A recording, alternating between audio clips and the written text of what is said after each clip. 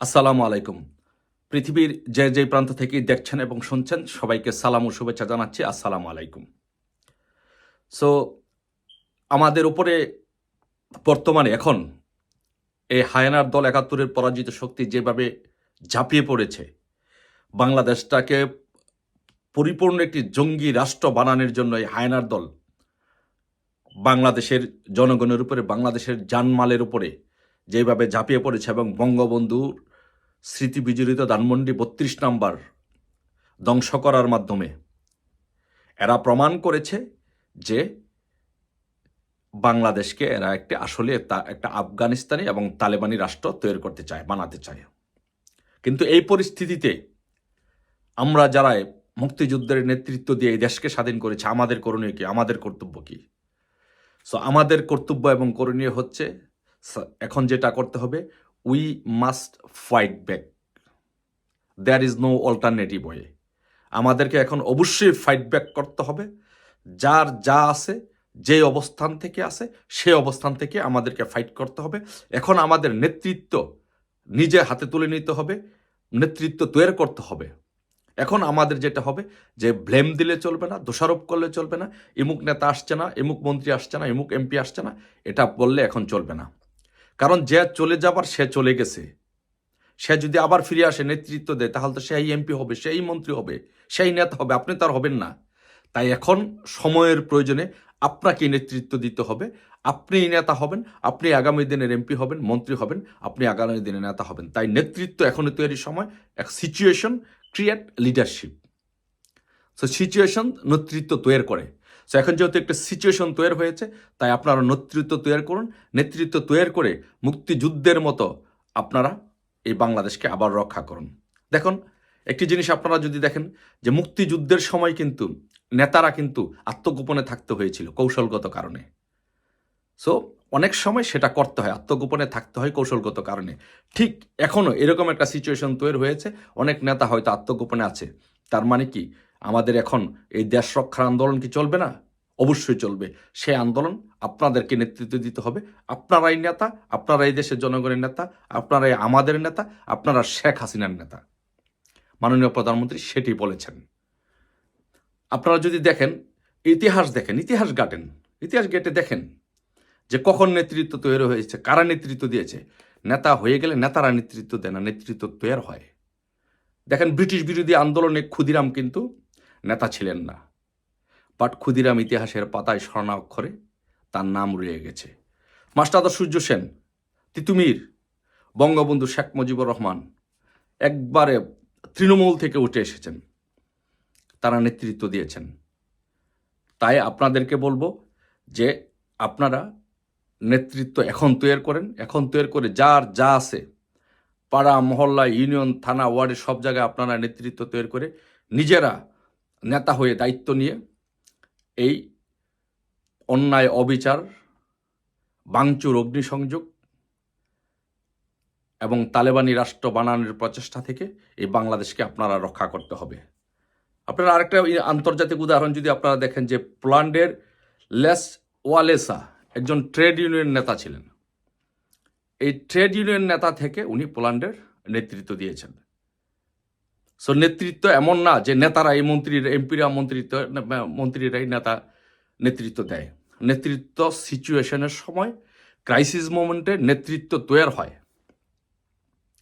So তাই আমি বলবো যে আপনারা এই পরিস্থিতিতে কেউ মনোবল হারাবেন না। ৭১-এর সময় একটি রাষ্ট্র, পাকিস্তানের মতো একটি শক্তিশালী রাষ্ট্র, তাদের নিজস্ব সেনাবাহিনী অস্ত্রশস্ত্র সহ আমাদের জনগণের উপরে ঝাঁপিয়ে পড়েছিল। সেই পরিস্থিতি থেকে আমরা উত্তরণ ঘটিয়ে বাংলাদেশকে বঙ্গবন্ধুর নেতৃত্বে স্বাধীন করেছি। ৭৫ পরবর্তী সময়ে বঙ্গবন্ধু যখন ছিলেন না, তখন তারপরে আমরা সেই আওয়ামী লীগ কিন্তু গুড়ে দাঁড়িয়েছি। আর সবচেয়ে বড় কথা যেটি, আমাদের সবচেয়ে আশার বাণী যেটি, যে সেটি হচ্ছে দেখেন, 1/11-এর সময় কিন্তু আমাদের নেত্রী জেলে ছিলেন। কিন্তু এখন তো আমাদের যে নেত্রী জেলে নাই, এখন আমাদের নেত্রী আপনাদের সাথে কথা বলতে পেরেছেন। আমাদের নেত্রী যখন একজন কর্মীর কাছে, একটা বার্তা দেন, একজন কর্মীর কাছে যখন কথা বলেন, বিশেষ করে আমি মনে করি আমি যখন নেত্রীর কণ্ঠটা যখন শুনি, তখন আমার মনে হয় যে আমাকে যা বলা হয় আমি তাই করতে পারবো। তো সেই স্পিরিটটা আমাদের তো রয়ে গেছে। বঙ্গবন্ধু কন্যা যেখানে জীবিত, আমাদের নেতা যেখানে জীবিত, আমাদের নেতা যেখানে আমাদেরকে আদেশ নির্দেশ দিতে পারছেন, এর চেয়ে শক্তি সামর্থ্য তো আমাদের আর কোনো কিছু নাই। আমাদের সবচেয়ে বড় শক্তি, সাহস, আদর্শ হচ্ছে আমাদের বঙ্গবন্ধু কন্যা শেখ হাসিনা। সেই বঙ্গবন্ধু কন্যা শেখ হাসিনা আমাদেরকে নেতৃত্ব দিতে পারতেছেন। সো আপনার হাজার হাজার এত নেতৃত্ব তো দরকার নেই। আমাদের নেতা একজন, সেই নেতা হচ্ছে বঙ্গবন্ধু কন্যা শেখ হাসিনা। উনি নির্দেশ দিবেন, আদেশ দিবেন, বাংলাদেশে আন্দোলন চলবে। সো আপনারা যারা তৃণমূলের নেতাকর্মীরা আছেন, আপনাদেরকে বারবার বলছি যে আপনারাই আমাদের নেতা, আপনারা বঙ্গবন্ধু কন্যা শেখ হাসিনার নেতা, আপনারা বাংলাদেশের নেতা, আর আপনাদের সকল নেতাদের নেতা হচ্ছে বঙ্গবন্ধু কন্যা শেখ হাসিনা। সো তাই আসুন আমরা ঐক্যবদ্ধভাবে আজকের এই দিনে কাউকে দোষারোপ না করে আমরা নিজেরা নেতৃত্ব তৈরি করি, নিজেরা নেতৃত্ব দিয়ে যার যা আছে তাই নিয়ে আমরা সকল জায়গায় ঐক্যবদ্ধভাবে প্রতিরোধ গড়ে তুলি। আর আরেকটি বিষয় আমি আপনাদেরকে বলবো, দেখেন যে গোপালগঞ্জ কিন্তু বারবার গর্জে উঠছে। তো গোপালগঞ্জ যখন গর্জে ওঠে তখন প্রশাসন গোপালগঞ্জের দিকে নজর দেয়।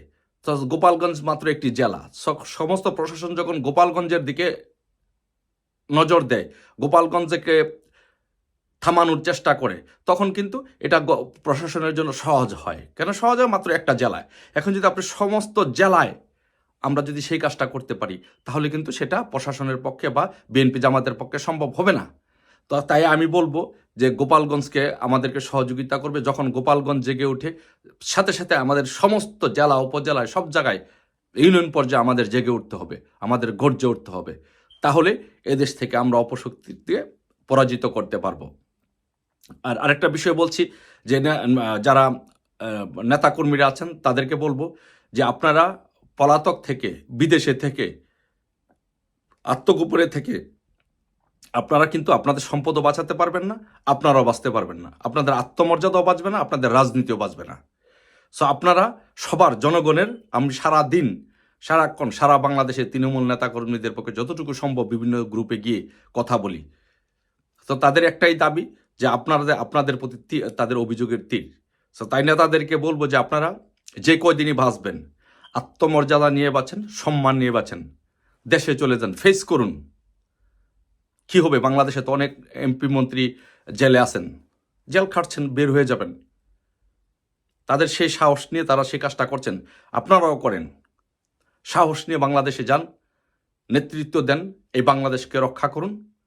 বাংলাদেশকে এই হায়ানাদের হাত থেকে রক্ষা করে আমাদের আবার ঘুরে দাঁড়াতে হবে।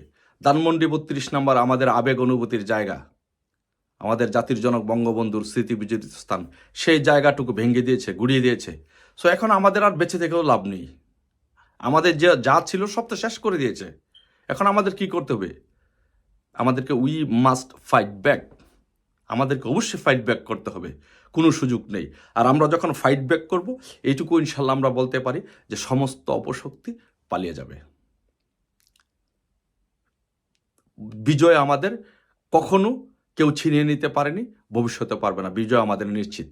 তাই সকল নেতাকর্মীদেরকে বলবো, আওয়ামী লীগের বড় বড় নেতাকর্মীদের, এমপি মন্ত্রীদেরকে বলবো, আপনারা নেতাকর্মীদের খোঁজখবর নিন, তাদের নেতৃত্ব দিন, প্রয়োজন বোধে দেশে যান, দেশে গিয়ে তাদেরকে নেতৃত্ব দিন। আর তৃণমূলের নেতাকর্মীদেরকে বলবো, কারোর জন্য অপেক্ষা করার এখন কোনো সুযোগ নেই। আপনারাই নেতা, আপনারাই আগামী দিনের নেতা, আপনারাই বাংলাদেশ আওয়ামী লীগের নেতা। গর্জে উঠুন, বাঘের গর্জন দিয়ে গর্জে উঠুন, বাংলাদেশকে রক্ষা করুন। জয় বাংলা, জয় বঙ্গবন্ধু শেখ হাসিনাতে আস্থা।